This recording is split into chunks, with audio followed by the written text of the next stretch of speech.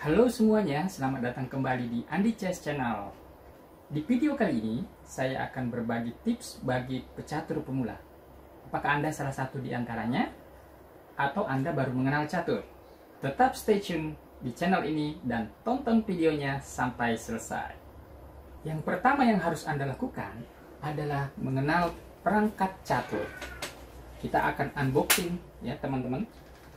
Ini adalah perangkat catur, tersedia banyak di pasaran, di online juga banyak. Di dalamnya ada papan catur. Nah, seperti ini papan caturnya. Ya, ini papan catur. Ini papan catur lipat. Kita bisa buka seperti ini. Nah, coba Anda perhatikan. Oke, teman-teman, ini adalah papan catur. Papan catur ini terdiri dari 64 petak. Jadi ini adalah baris, horizontal itu adalah baris. Jadi dari ini adalah baris 1, ini baris 2, baris 3, baris 4, baris 5, baris 6, baris 7, baris 8. Ada 8 baris. Atau kalau dalam istilah FIDE itu rank. Jadi ini rank 1, rank 2, rank 3 sampai rank 8. Nah, kemudian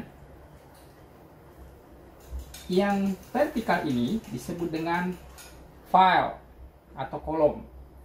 Kalau kita sering mainin Excel atau buka Excel ada row and column. Jadi row-nya itu tadi baris, dan ini yang vertikal ini adalah kolom.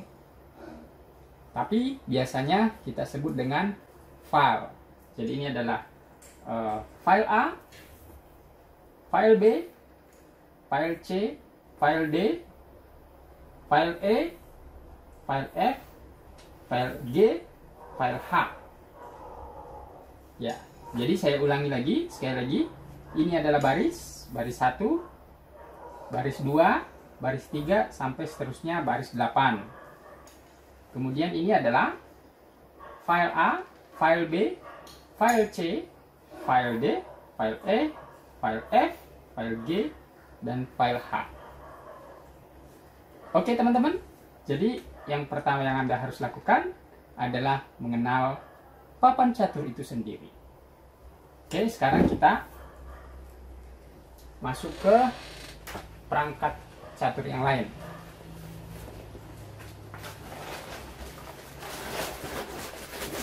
Dan ini adalah buah caturnya ya. Jadi buah caturnya ada, kalau kita lihat di gambar ini, itu ada berapa teman-teman? Ada 8 kali 2 untuk putih, jadi 16 buah, dan hitam juga memiliki 16 buah. Oke, ini raja, king. Kalau dalam bahasa Inggrisnya king ya, notasinya itu kita tulis dengan king atau K ya, huruf K. Kemudian ini adalah queen, ratu, atau bahasa kita menteri ya, menteri. Kemudian ini adalah gajah ya. Biasa sih orang namakan kuncung ya, atau peluncur. Kalau di daerah saya itu namanya peluncur, tapi istilah resminya sebenarnya adalah gajah. Nah, kalau bahasa Inggrisnya bishop, jadi ditulisnya B ya, atau diketiknya B. Nah, kemudian ini adalah apa ini teman-teman? Pasti tahu ya, kuda. Jadi kuda ini knight ya. Jadi kalau dalam di nontasi caturnya ditulis K, itu dari singkatan dari knight atau kesatria ya, kuda. Benar sih, hebat ini kuda, bisa menjangkau kemana-mana. Sepak terjangnya juga luar biasa, favorit saya ini. Kemudian ini sudah ya. Nah, kemudian ada buah catur yang lain. Ini adalah benteng ya. Jadi benteng ini nilainya ada poinnya ya teman-teman ya. Jadi poin benteng ini nilainya 5 poin. Tadi nanti saya jelaskan lebih lanjut. Dan ini bergeraknya bisa horizontal, bisa vertikal. Oh ya, di istilah catur vide itu disebut dengan rook. Ya. Kalau kita kan benteng. Kalau dalam bahasa Inggris rook. Oke. Dan yang terakhir ini adalah pion. Nah, pasti semuanya tahu nih, pion atau bidak. Ada berapa? Nah, bidaknya putih ada 8 dan hitam juga ada 8. Oke, ini kita sudah tahu ya teman-teman ya. Jadi pada dasarnya putih memiliki king, queen, bishop, rook, knight, pawn, pion. Ya, seperti ini. Oke teman-teman, bisa disimak ya. Oke, pelajaran tahap kedua adalah mengenal bagaimana pergerakan buah catur ini sendiri ya. Jadi raja, kemudian menteri, kemudian gajah, benteng, kuda, dan pion. Cara bergeraknya seperti apa sih di dalam papan catur ini? Oke teman-teman, setelah kita mengenal buah-buah catur ini, maka tentu kita harus mengenal juga nih ada perangkat catur yang lainnya, namanya jam catur. Ini jam catur. Jadi kalau putih bergerak, setelah bergerak dia harus tekan ini ya untuk memulai. Kemudian kalau hitam memainkan bergerak, dia juga harus tekan ini supaya waktunya berhenti. Jadi ini adalah jam catur. Ini biasa digunakan di pertandingan. Apakah seorang pecatur pemula perlu memiliki perangkat seperti ini? Ya perlu nggak perlu. Kalau saya sendiri menyarankan sebaiknya kalau ada dana lebih, Anda memiliki perangkat atau jam catur ini. Jadi Anda bisa gunakan berlatih di rumah. Baik teman-teman, kita akan melanjutkan pembahasan mengenai pergerakan buah catur. Yang pertama kita bahas adalah mengenai king atau raja. Jadi putih memiliki satu raja dan hitam juga sama. Posisi putih, rajanya selalu berada di file E dan baris 1. Atau di notasi catur itu ditulis RE1. Kalau di bahasa Indonesia ya. Kalau di bahasa Inggris ya disesuaikan. King E1. Jadi berada di file E, kolom E, dan baris 1 atau rank 1. Nah demikian juga raja hitam. Raja hitam selalu posisinya di seberangnya ya.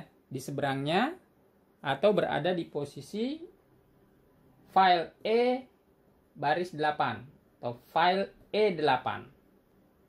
Nah, pergerakannya adalah satu petak ya. Jadi raja hanya bisa bergerak satu petak ke depan, satu petak ke kanan, satu petak ke kiri, satu petak diagonal atas kanan, dan satu petak diagonal atas kiri. Nah, demikian juga raja hitam, sama, depan, ke kanan, ke kiri, diagonal putih kanan, diagonal putih kiri. Jadi pergerakannya adalah satu petak. Jadi misalnya putih bergerak satu petak ke depan, raja hitam juga sama, putih melangkah ke petak E3, dan raja hitam bergerak ke petak E6, putih melangkah ke diagonal hitam sebelah kiri, dan raja hitam tidak bisa mendekati raja putih. Apabila dia bergerak ke sini, maka raja hitam akan dimakan oleh raja putih dan putih dinyatakan menang. Demikian juga kalau dia bergerak ke sini, maka akan langsung dimakan. Jadi antara raja putih dan raja hitam harus ada satu petak di antaranya.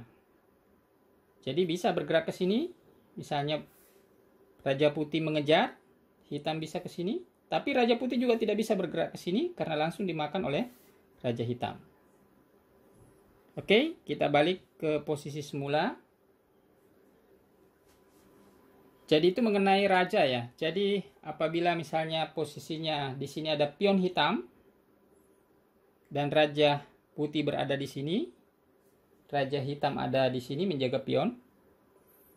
Ketika pion maju ke depan, maka Raja putih langsung bisa makan. Kenapa? Karena pion hitam ini sudah tidak dijaga oleh raja hitam. Tetapi kalau posisinya seperti ini, raja hitam bergerak, raja putih bergerak, dan pion maju ke depan, maka raja putih tidak bisa menangkap pion hitam. Kenapa? Karena langsung dimakan oleh raja. Oke teman-teman, cukup jelas ya. Itu pergerakan raja. Nah, sekarang kita masuk ke materi berikutnya, yaitu pergerakan buah menteri. Queen, ya. Menteri. Posisinya itu di putih selalu berada di sebelah kiri. Di file D, kolom D, dan baris 1. Jadi di notasi ditulis MD1 kalau di bahasa Indonesia. Atau menteri D1. Kalau raja tadi kan RE1. Kalau di hitam, berarti menterinya posisinya ada di file D, baris 8 atau rank 8. Ditulisnya MD8. Nah, pergerakannya adalah menteri bisa bergerak leluasa, ya. Jadi bukan hanya satu petak seperti raja, tapi dia bisa leluasa. Ini adalah bidak yang super ya di catur. Makanya nomor 2 dilindungi adalah menteri. Pertama adalah dia poinnya paling besar, yakni 9. Dan pergerakannya itu sangat super. Jadi bisa bergerak ke sini, ke diagonal sepanjang petak.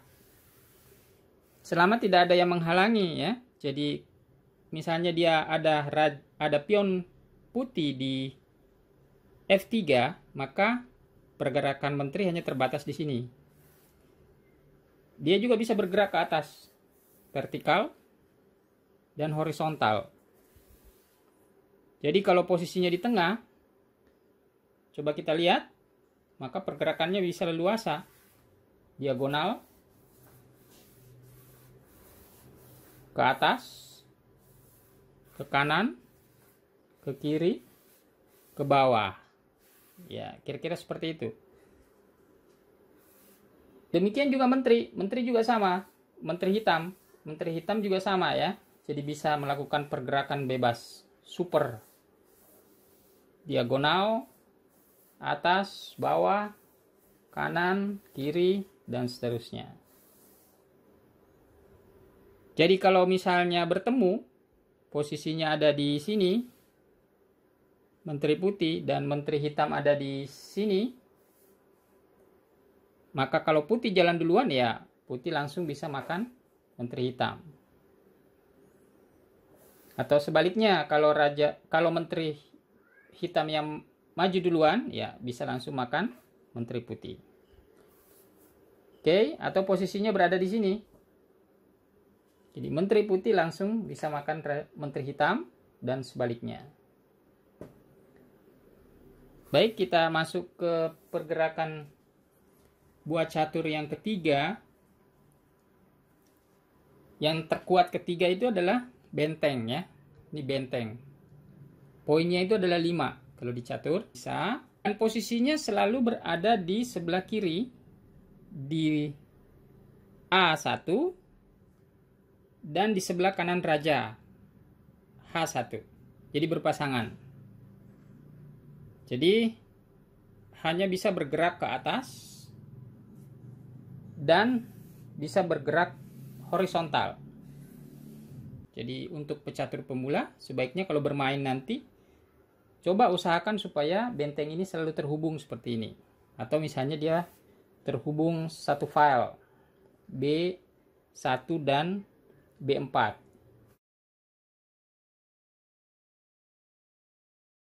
Nah, hitam juga sama, memiliki satu pasang benteng. Berada di sebelah kiri dan di sebelah kanan.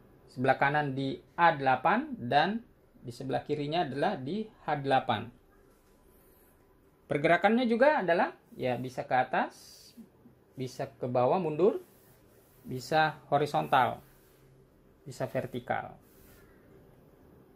Jadi posisinya apabila bertemu antara benteng putih dan benteng hitam dalam satu file A misalnya, vertikal, ya bisa dimakan. Kalau hitam yang bergerak duluan berarti bisa makan putih. Tapi kalau susunannya ini terkoneksi, jadi putih jalan duluan, putih bisa makan, dan benteng hitam bisa makan benteng putih.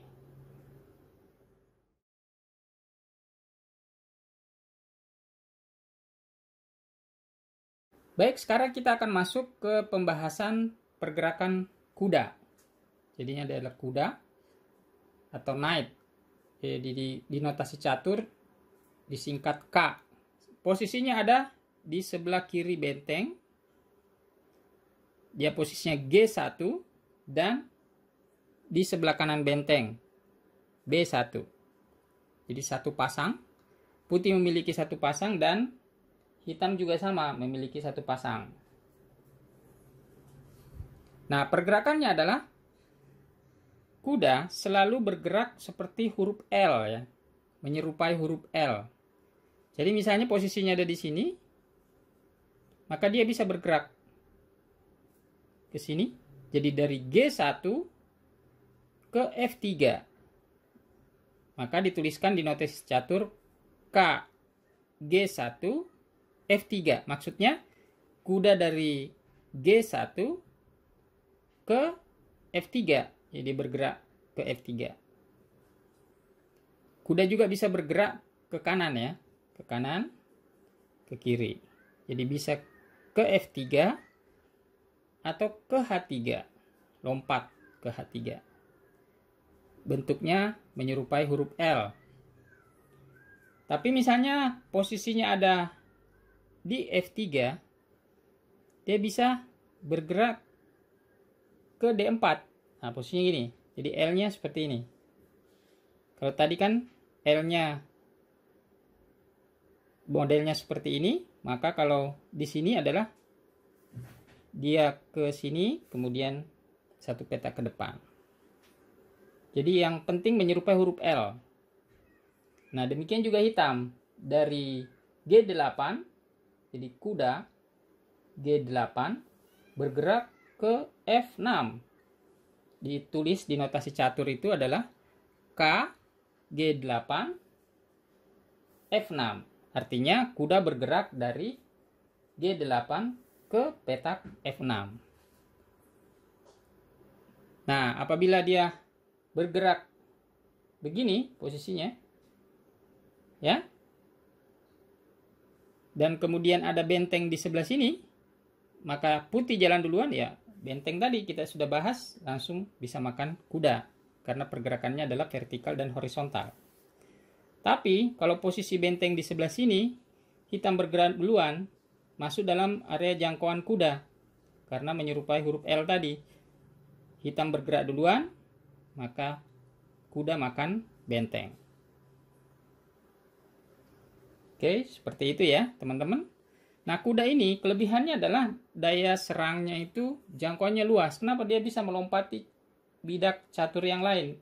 Jadi misalnya dia berada di posisi ini, kemudian ada benteng, ada raja di sini, dan ada menteri di sebelah sini, dia bisa lompati. Kalau misalnya dia bergerak ke sini bisa ke E7, atau misalnya dia makan kuda putih ini di D4. Jadi notasinya ditulis kuda F5 kali D4. Seperti itu. Jadi bisa melompati bidak catur yang lain. Kelebihan daripada knight, kuda. Nah, selalu berpasangan. Dan kita sering dengar istilah serangan kuda. Ya, serangan ganda kuda atau serangan kuda yang berpasangan. Itu luar biasa kuat. Baik, sekarang kita masuk pergerakan buah catur selanjutnya, yaitu gajah atau knight, atau orang sebut kuncung, atau di daerah saya peluncur ya. Nah, posisinya selalu berada di sebelah kuda dan di sebelah kanan raja. Di sini F1 dan yang satunya di sebelah menteri dan di sebelah kuda. C1 atau berada di antara menteri dengan kuda. Yang satunya adalah berada di antara raja dengan kuda. Nah, pergerakannya itu adalah diagonal. Jadi diagonal. Kalau ini disebut dengan gajah putih terang. Kenapa? Karena dia bergerak di diagonal yang terang. Jadi hanya bisa bergerak diagonal, miring ya. Nah, sama kalau yang ini adalah gajah putih gelap. Karena berada di posisi ya, petak-petak yang gelap, diagonal gelap. Dan selalu berpasangan. Demikian juga gajah hitam, ya, tempatnya berada di sebelah kiri raja dan sebelah kanan kuda atau antara raja dengan kuda, dan berada di sebelah kanan menteri dan sebelah kiri kuda atau berada di antara menteri dengan kuda. Baik, kita beri contoh ya. Misalnya posisinya adalah di sini, kemudian ada pion di A6, putih bergerak duluan, maka putih langsung bisa makan pion di A6. Tetapi kalau misalnya ada pion di sebelah sini misalnya, maka putih terhalang oleh pion tadi. Jadi dia nggak bisa melompati tadi, kemudian makan, tidak bisa. Baik teman-teman, kita akan masuk pembahasan mengenai pion ya. Nah, pion posisinya selalu berada di baris kedua untuk putih dan baris ketujuh untuk hitam. Jadi cara menyusunnya adalah seperti ini. Ya. Jadi sekali lagi, untuk putih selalu berada di rank 2 dan untuk hitam di rank 7 atau baris 7. Nah, pergerakannya adalah pion pertama kali bergerak itu bisa satu petak atau langsung dua petak ke depan. Seperti ini, satu petak atau langsung dua petak. Dan tidak bisa bergerak mundur, tidak bisa seperti ini. Tidak bisa ke kiri, tidak bisa ke kanan. Jadi hanya bisa bergerak maju.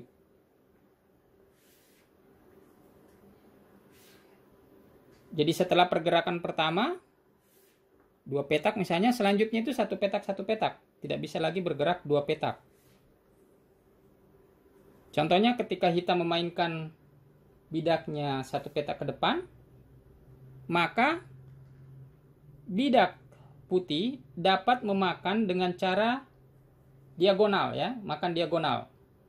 Jadi makannya itu hanya dengan cara diagonal. Jadi putih makan hitam.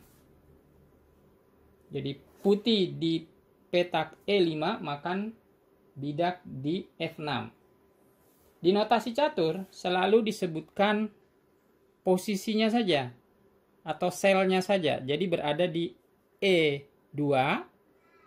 Kalau dituliskan pergerakannya lah E2 E4, artinya pion di E2 bergerak ke E4. Demikian juga hitam. Misalnya dituliskan C7 C5, maka yang digerakkan adalah pion C7 ke C5. Dituliskan di notasi adalah selnya saja, alamat selnya saja, atau alamat posisi petaknya saja.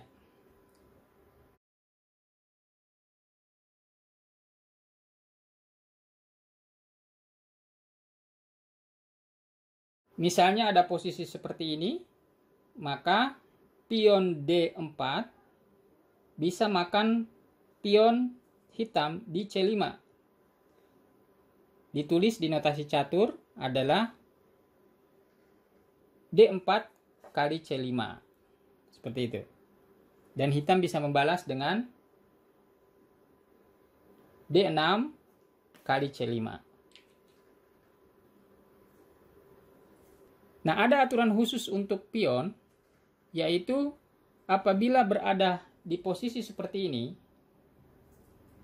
pion hitam sudah berada di C4, sedangkan putih baru mau melangkahkan bidaknya ke D4, bergerak ke atas, dua petak ke atas, maka pion hitam bisa langsung makan pion putih en passant. Bergerak 2 kali, maka hitam bisa makan. Karena kalau kita lihat, perhatikan pelan-pelan sebenarnya pion itu bergerak pelan-pelan ke sini ya. Maka ketika posisinya di sini, maka dia langsung dimakan oleh hitam. Disebut dengan en passant kalau dalam permainan catur. Oke teman-teman, sementara cukup dulu ya pembahasan mengenai pergerakan buah catur. Nanti kita akan masuk ke pembahasan di video-video berikutnya. Salam gens unasumus, terima kasih.